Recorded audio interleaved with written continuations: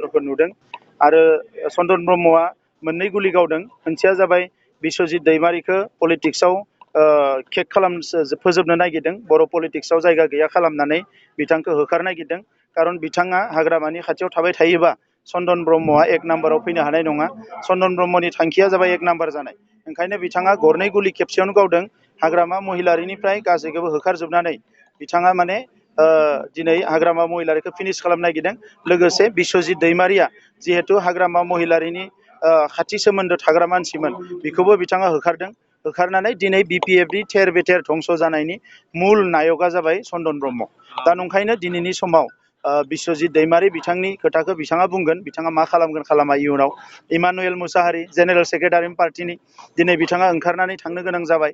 दा बिनि थाखाय गासैबो षड्यन्त्रखौ चन्दन ब्रह्म बिथाङा खालामदों। आरो बर' हारियाव खौसे लुबैयै सोरबा मानसि दङबा बेयो चन्दन ब्रह्म। ओंखायनो एनडिबिखौबो बिथाङानो गावस्रा होदों। आरो दिनै बर' कसारि वेलफेयार काउन्सिलखौबो अट'नमास काउन्सिलखौबो जाहोयै मानसिया चन्दन ब्रह्मआनो। दा बिथांमोननि नाटकजों बर' हारिया थांनो हाया। जोंहा गोलाव लामा थाबायनांगौ दङ, गेरेमसा हारि दानांगौनि एजेन्डा दङ।